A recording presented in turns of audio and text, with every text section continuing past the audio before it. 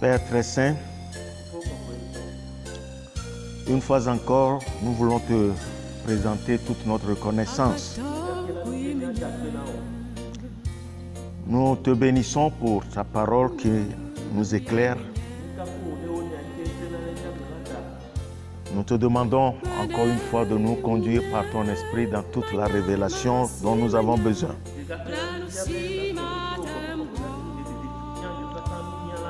Donne-nous des oreilles attentives et un cœur intelligent pour comprendre la parole. Pour que la parole accomplisse en nous son œuvre. Qu'elle nous amène dans cette perfection. Dans la révélation de ton Fils. Au nom de Jésus, nous avons prié. Nous allons prendre notre Bible et ouvrir l'épître de Paul aux Colossiens.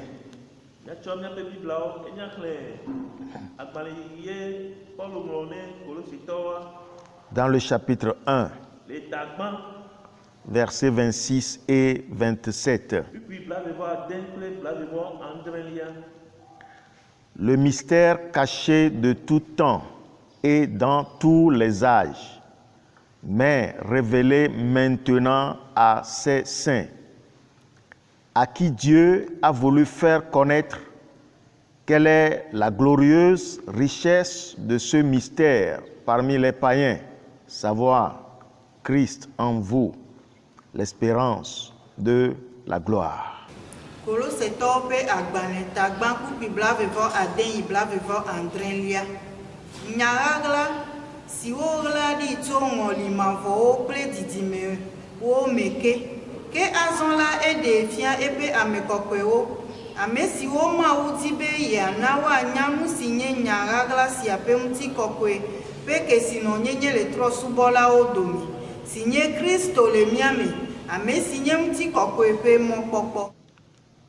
Dieu a un objectif qu'il poursuit. Il ne fait rien au hasard. Il n'improvise rien. Il a un plan. Il a un objectif.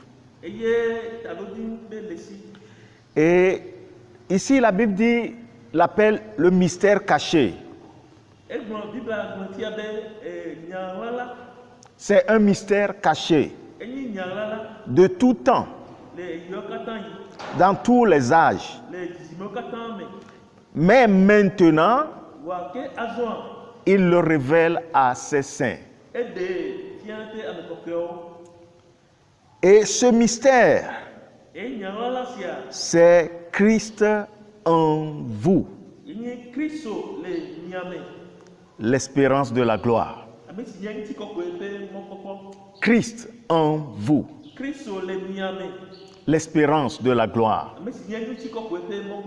Si Dieu veut révéler son Fils à notre génération, et c'est son rêve dès le commencement.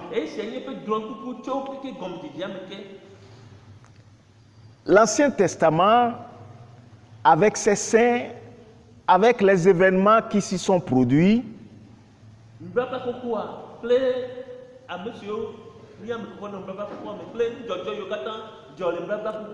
sont des événements qui annoncent Christ. Christ est dans l'Ancien Testament, mais caché. Et c'est dans la Nouvelle Alliance que cette révélation est claire. Je m'explique un peu en donnant certains exemples dans l'Ancien Testament.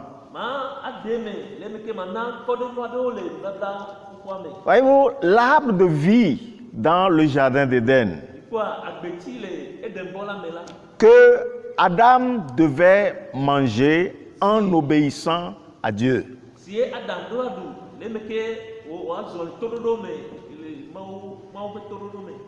est Christ. En obéissant, il mangera l'arbre de vie et participera à la nature de Christ. Mais malheureusement, sa désobéissance a fait qu'il a été chassé du jardin et il ne pouvait pas participer à l'arbre de vie. Christ est révélé dans la personnalité d'Abel. Mais avant d'arriver là, il faut dire que Adam est le premier homme et Christ, comme la Bible le dit, il est le dernier Adam.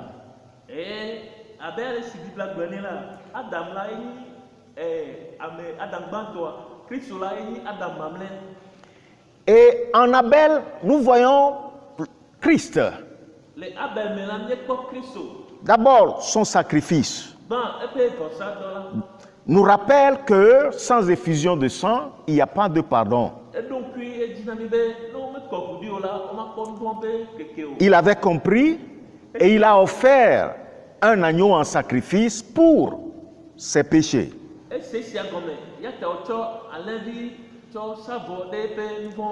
Et par la foi, il fut justifié. Et parce qu'il a été approuvé, son frère l'a tué. Christ est le Fils aimé de Dieu le Père. Il a rendu témoignage de lui. Mais ses frères, les Juifs, l'ont envié et l'ont livré à la mort.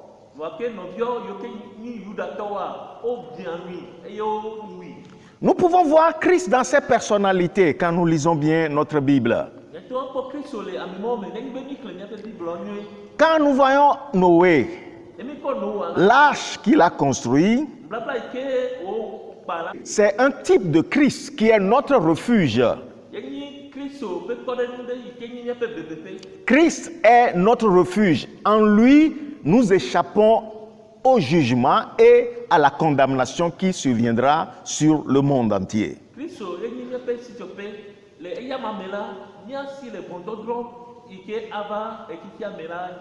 Et nous voyons d'autres personnalités comme Moïse.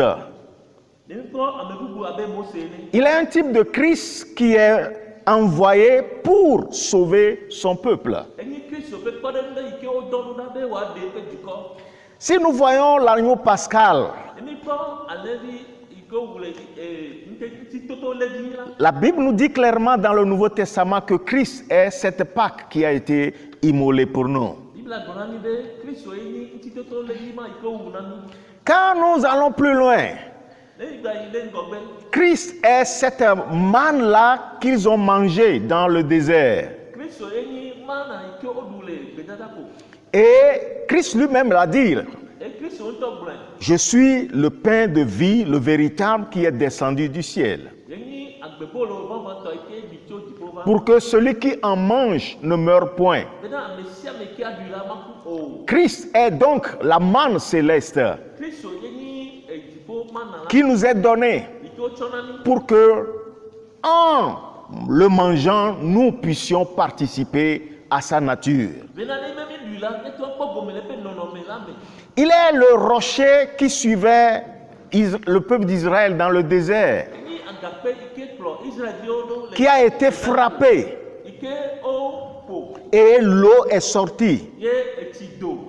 Il a été frappé, donc ça préfigure la souffrance de Christ pour que la vie jaillisse vers nous qui croirons en lui.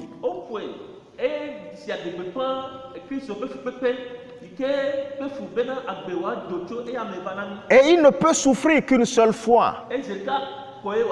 C'est pourquoi lorsque Moïse a désobéi, la deuxième fois, Dieu lui a seulement dit, parle au rocher. Mais dans sa colère, il a frappé encore le rocher.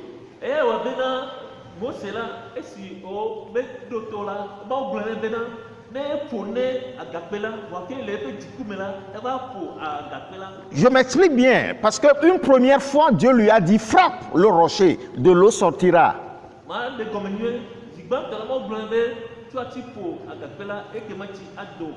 Et il l'a fait, de l'eau est sortie. Une deuxième fois, une autre fois, Dieu lui a dit, parle au rocher. De l'eau sortira. Mais dans sa colère, il a frappé le rocher. C'est pourquoi Dieu lui a dit, tu n'iras pas dans la terre promise. Si nous nous posons souvent des questions sur les jugements de Dieu. Mais quand nous comprenons le plan de Dieu, les choses deviennent claires pour nous. Moïse ne pouvait pas frapper le rocher une seconde fois. Parce que Christ ne peut souffrir qu'une seule fois. En le frappant une seconde fois, c'est qu'il a crucifié Christ une seconde fois. Je crois que nous comprenons ces choses. Ainsi donc, dans l'Ancien Testament, Christ est révélé de plusieurs façons, à travers des circonstances diverses, à travers des personnalités diverses.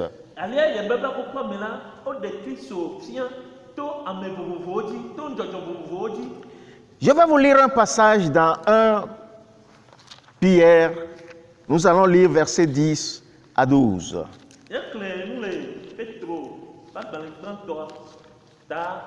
Chapitre 1. Nous allons lire du verset 10 à 12.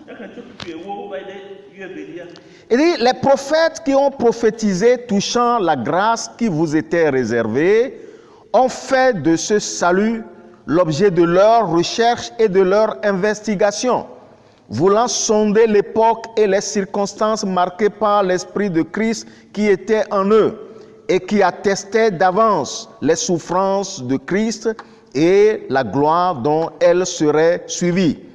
Il leur fut révélé que ce n'était pas pour eux-mêmes, mais pour vous qu'ils étaient les dispensateurs de ces choses que vous ont annoncées maintenant ceux qui ont prêché l'Évangile par le Saint-Esprit envoyé du ciel et dans lesquels les anges désirent plonger leur regard.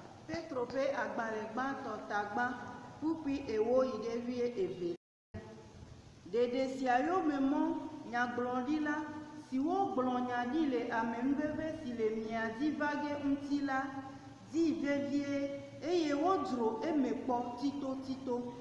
Wodro azangbe ple azangbe, si pour me vie Christo pe gogo, si le womela, la de afiala me po. Et si me odi da se chan le fupepe, si wo le Christo di vague, ple unti kokwe, si le woyo me jegela unti.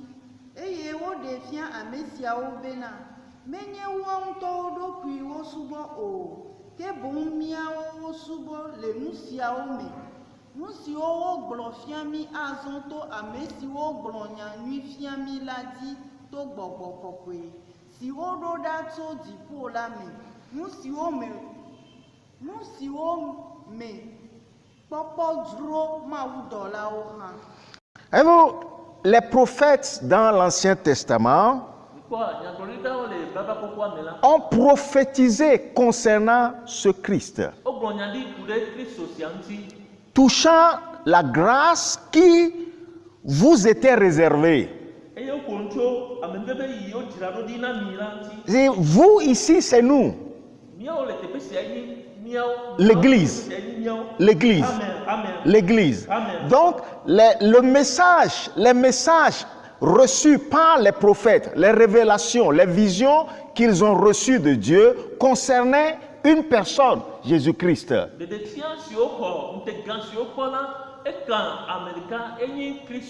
Et il cherchait à comprendre ce mystère. Souvenez-vous, un mystère caché de tout temps en Dieu.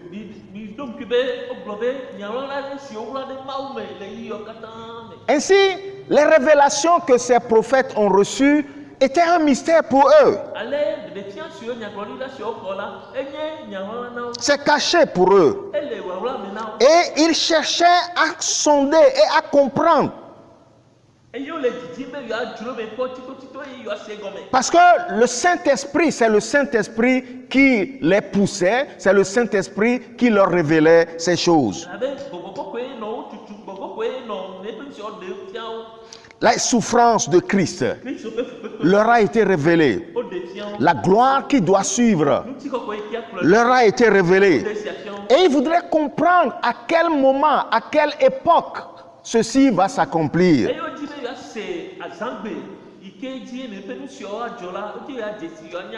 Et verset 12 nous dit, il leur fut révélé que ce n'était pas pour eux-mêmes, mais pour vous, c'est-à-dire nous ici, qu'ils étaient les dispensateurs de ces choses que vous ont annoncé maintenant ceux qui vous ont prêché l'évangile par le Saint-Esprit.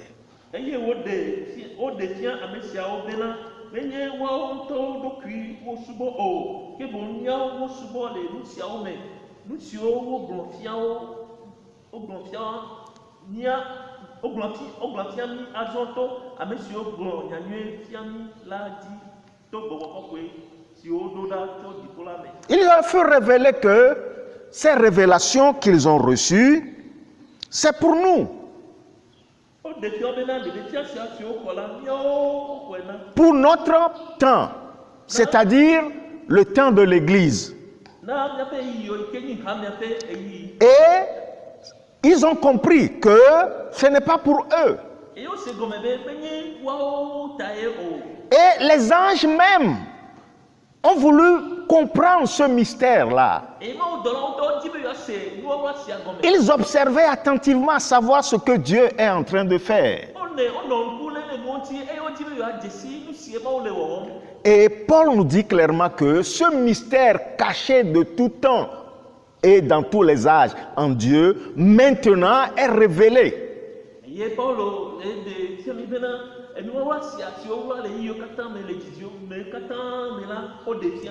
Et ce mystère, c'est que ce Christ-là doit être en nous. Christ en vous, l'espérance de la gloire.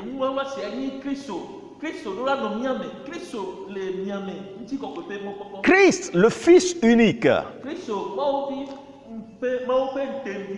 qui est toujours dans le sein du Père. Le rêve du Père, c'est que ce Fils-là soit dans une nouvelle création qu'il va mettre en évidence.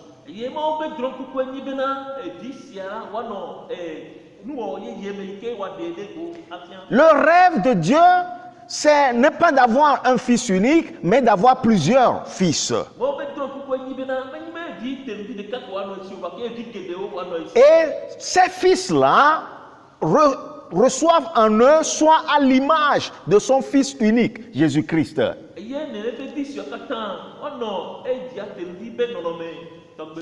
Lisons dans Hébreux chapitre 2, verset 10. Il convenait en effet que celui pour qui et par qui sont toutes choses, et qui voulait conduire à la gloire beaucoup de fils, éleva à la perfection par les souffrances le prince de leur salut.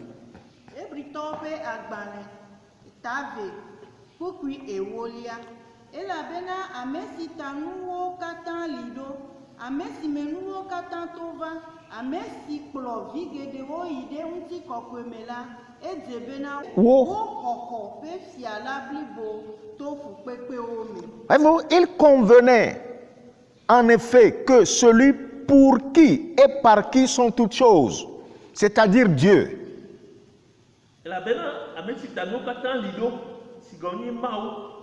Et qui voulait conduire à la gloire combien de fils? Beaucoup de fils.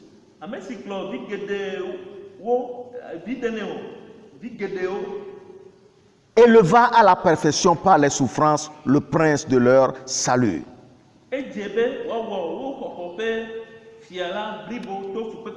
Ainsi donc, Dieu veut avoir plusieurs fils qu'il veut introduire dans sa gloire. Et ces nombreux fils soient à l'image de son Fils unique, Jésus-Christ. Il nous convient de comprendre et de savoir la position de Christ de toute éternité.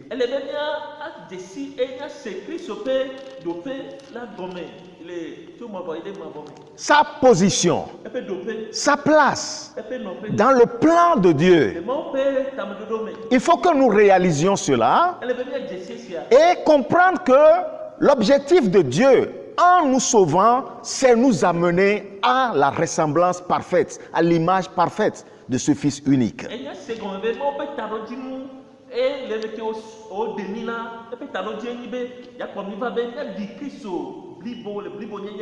Voyez-vous, quand je vois seulement les prédications qui nous invitent aux prospérités, aux choses naturelles, je dis, nous ne comprenons pas le plan de Dieu. Ce n'est pas ça.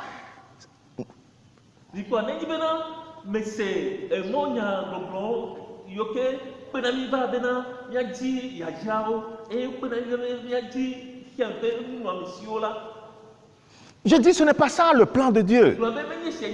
Certes, Dieu, quand il a créé l'homme, l'a mis dans une abondance. Mais l'objectif qu'il poursuit, ce qu'il vise, c'est qu'il veut nous amener à être à la ressemblance de son Fils, à l'image parfaite de son Fils.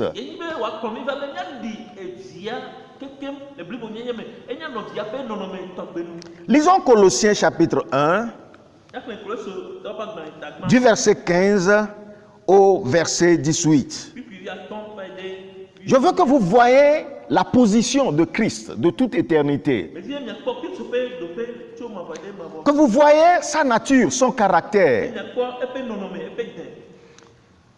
Il est l'image du Dieu invisible. Le premier-né de toute la création. Le premier-né de toute la création. C'est une place de primauté. Ça ne veut pas dire qu'il est une créature. Non. C'est la position qu'il a de toute éternité. La place de primauté. Il est le premier. Car en lui ont été créées toutes les choses qui sont dans les cieux et sur la terre, les visibles, les invisibles, trône, dignité, domination, autorité. Tout a été créé par lui et pour lui.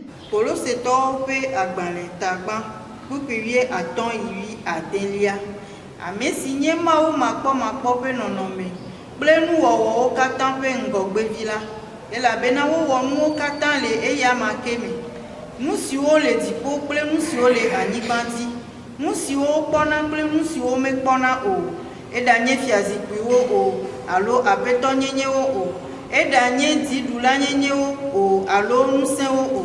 Wowɔ nuwo katã to eyama me, eye wowɔ nuwo hena eyama.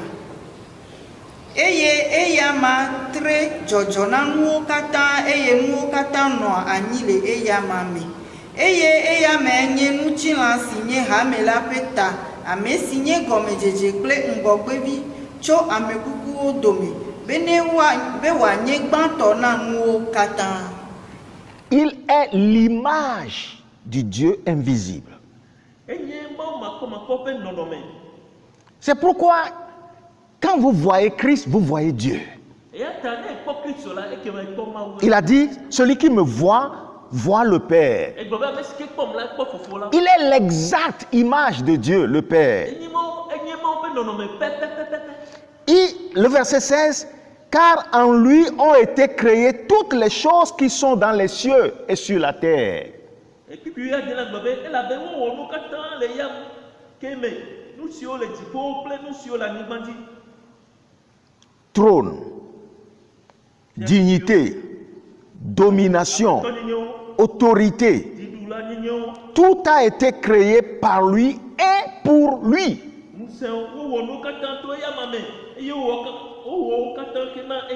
Par lui, toutes choses ont été créées.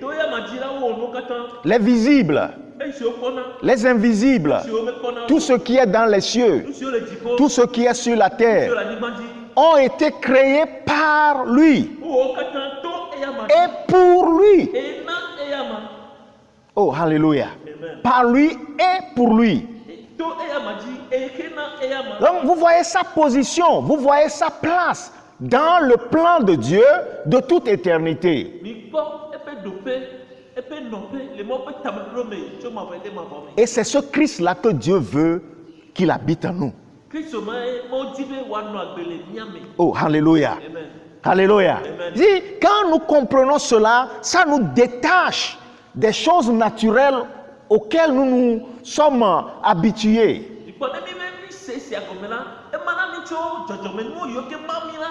Qui constituent en fait des liens qui nous empêchent de comprendre le plan de Dieu.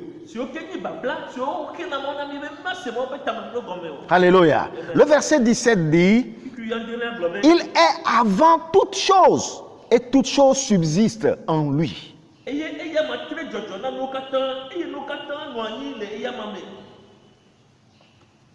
Avant toute chose.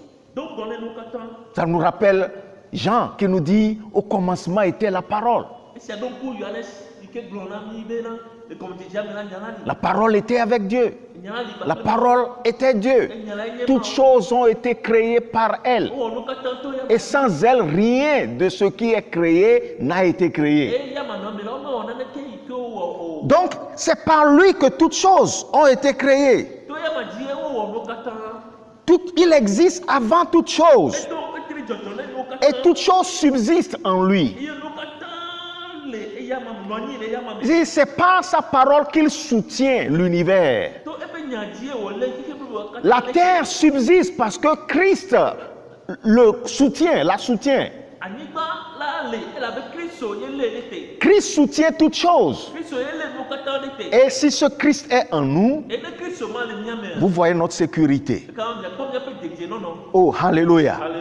Nous disons le verset 18, il dit, il est la tête du corps de l'Église.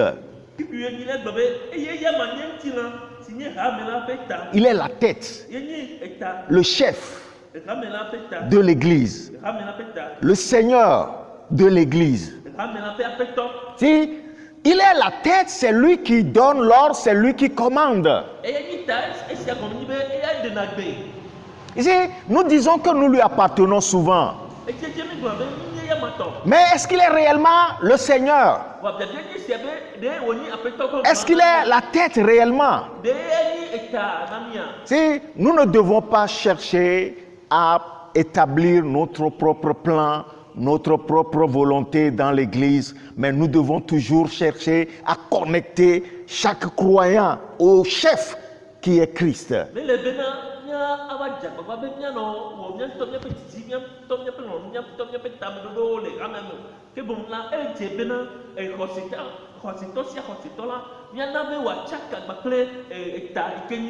C'est ça le plan de Dieu. Que chaque croyant qui est membre du corps de Christ soit connecté à ce Christ-là.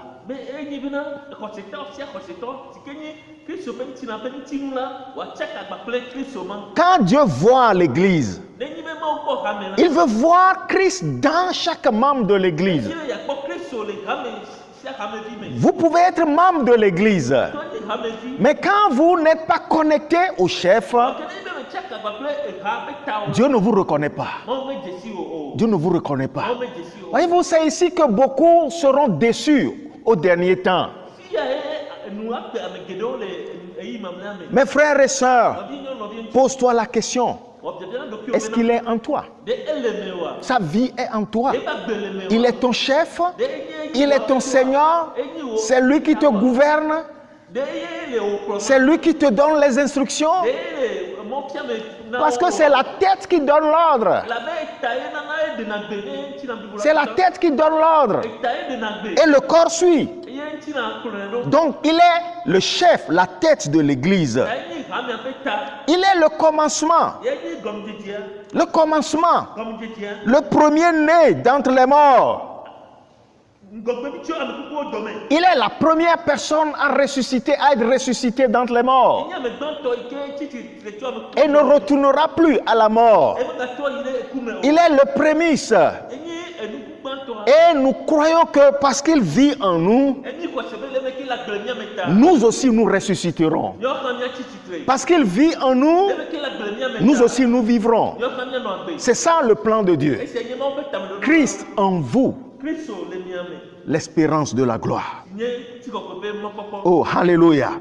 Il est le premier en tout. Dieu a fait de lui le premier de tout. La tête de tout, le commencement de tout. Ainsi, il doit être le premier dans notre vie, le commencement dans notre vie, la fin dans notre vie. Il doit être le premier en nous, parce qu'il vit en nous. Nous participons à sa vie. Oh, alléluia. C'est ça, Christ en vous. L'espérance de la gloire. L'espérance de la gloire. Souvenez-vous, le christianisme, ce n'est pas une obéissance à des règles. Le christianisme, ce n'est pas des ordonnances qu'on nous donne, fais ceci, fais cela, ne fais pas ceci, ne fais pas cela.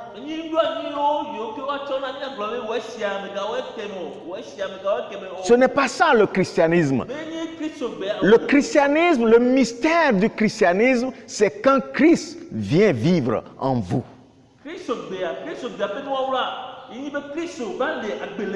C'est ce que Dieu a commencé d'annoncer depuis l'Ancien Testament. Mais c'est voilé. C'est voilé. Mais dans le Nouveau Testament, c'est révélé. Ce Christ qui est la parole est faite chair. Habité parmi nous. Et Jean dit, nous avons vu sa gloire. Comme la gloire du Fils unique qui est descendu du Père.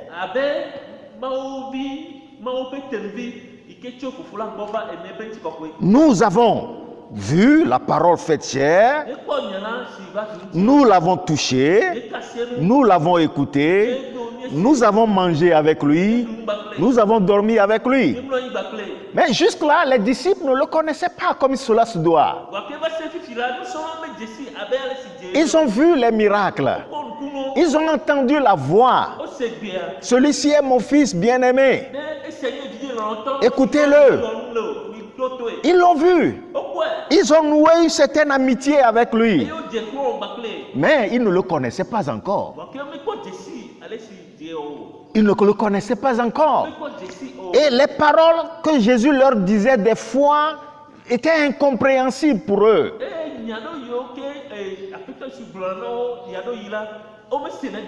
Parce que il y a quelque chose qui doit s'accomplir d'abord avant que ce mystère ne se réalise. Christ en vous.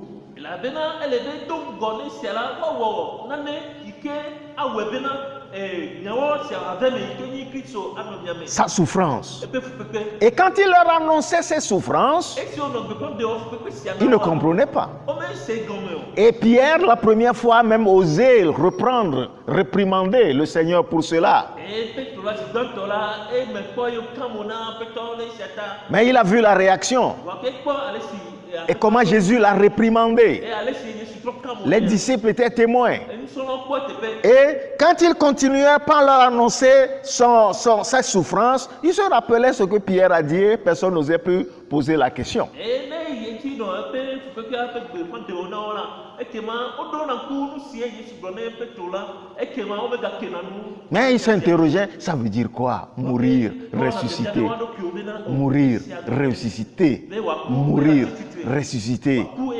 Mais ce qu'ils n'avaient pas compris, c'est que si Christ ne mourait pas, Dieu n'aurait pas plusieurs fils.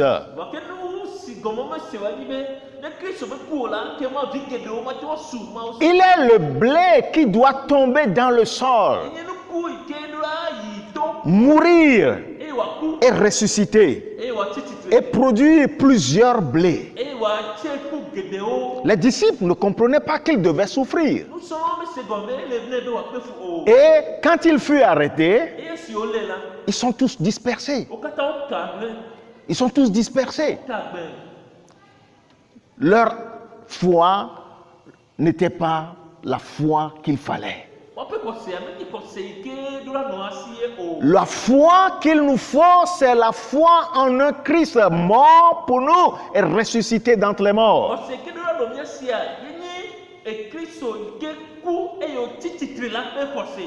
Christ qui est mort pour nous et que nous sommes morts avec lui. Nous sommes identifiés avec lui dans sa mort, dans ses souffrances et dans sa résurrection. Quand il est mort, nous sommes morts avec lui. Quand il a été mis au tombeau, nous avons été ensevelis avec lui. Quand il est ressuscité, nous sommes ressuscités avec lui dans la gloire. Et c'est cette connaissance-là qui amène le Christ vivant dans notre vie. Oh, alléluia. Si vous le suivez seulement dans les évangiles, vous ne le reconnaîtrez pas. Vous ne le connaîtrez pas. Mais si vous le suivez dans sa mort et dans sa résurrection, et vous comprenez que c'est pour vous qu'il est mort, et que vous êtes mort avec lui, votre vieil homme a été crucifié avec lui. Maintenant que vous êtes rendu à la vie, vous savez que vous vivez pour lui et vous vivez par lui.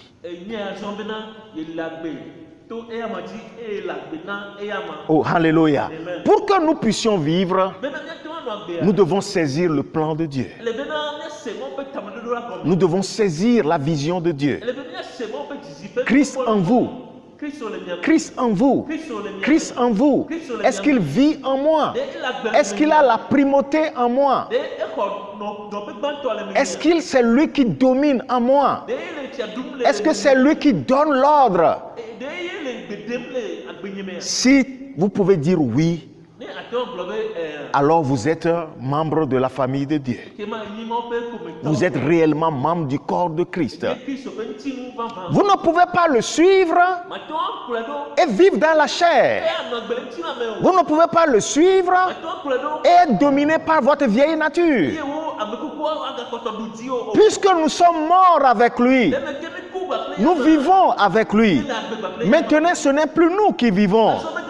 C'est lui qui vit en nous. Il devient notre vie. Et c'est par lui que nous vivons. Et c'est pour lui que nous vivons. C'est ça le christianisme. Le christianisme n'est pas autre chose que ça. Si vous avez une autre vision du christianisme autre que cela, vous êtes dans l'erreur. Vous êtes dans la perdition. Dieu ne regarde qu'une seule chose, Christ. Et il veut voir ce Christ en vous. Sa vie en vous. Sa nature en vous. Qu'il soit votre chef. Que vous soyez connecté à lui. Il devient alors votre vie. Il devient alors votre berger. Christ en vous. Christ en vous. Voyez-vous sa position dans les lieux célestes. Et c'est ce Christ qui vit en nous. Voyez ce qu'il peut. Ce qu'il est. Et ce Christ vit en vous. Et Kristo ma ila gbele me o. Alors nous pouvons comprendre que Ke mo nye to se ce qu'il est, il est en moi. Enye le menye. Ce qu'il est, Nu si o nye. il est en moi. Enye nu si ale menye. Et ma communion est avec lui. Enye hadede le gbakle yama. Tout ce qu'il est, Nu si o nye. je suis. E ake kan menye. Tout ce qu'il est, Nu si ke o nye. c'est ce que je suis. Nu si ake nye kan menye. La Bible dit, Bible globe. nous avons reçu de sa plénitude. Nye ko epe agbososo. Nous avons reçu de sa plénitude. Nye ko epe agbososo. Quand nous le recevons, Ebe mi ko. quand il entre dans notre vie, Ebe gele me pa gbeme. ce n'est pas une portion de sa personne qui entre dans notre Mais vie. il Il est entré avec toute sa plénitude. Et il veut partager ce qu'il est avec nous. Il veut partager tout ce qu'il est avec nous. C'est pour cela que la Bible dit nous sommes héritiers de Dieu, co-héritiers avec Christ. Co-héritier. Ça veut dire, voyez-vous, souvent quand un père laisse un héritage à des enfants, on le partage. Chacun prend une portion. Chacun prend une portion.